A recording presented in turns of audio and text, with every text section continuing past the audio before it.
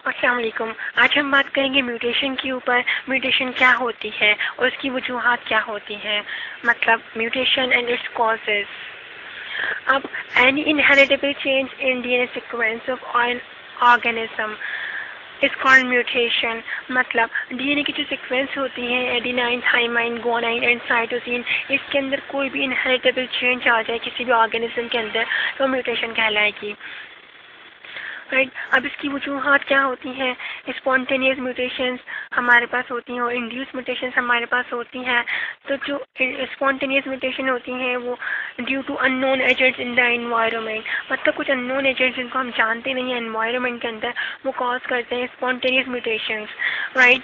और हम इस तरह भी बोल सकते हैं कि अगर डीएनए की नेचर चेंज हो जाए तो क्या होगी, हमारे पास स्पॉन्टेनियस म्यूटेशंस हो सकती हैं। इंड्यूस म्यूटेशंस हम जो लेबॉर्ट्री के अंदर करवाते हैं उनको कहते हैं। अब ये क्या होता है कि रिजल्ट फ्रॉम एक्सपोजर और ऑर्गेनिजम्स टू म्यूटेशंस, मतलब कोई ऐसा ऑर्गेनिज्म जिसका म्यूटेशंस क्या होते हैं, ऐसे एजेंट्स होते हैं जो म्यूटेशन को कोज करते हैं।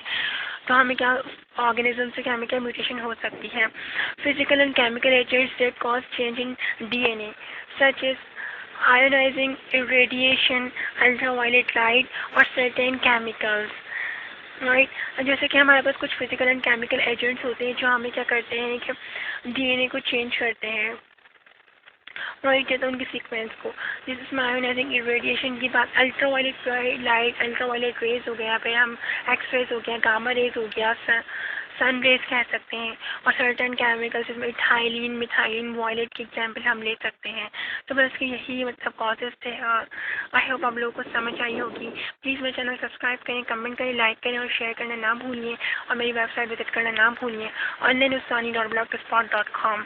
Thank you so much for watching this video.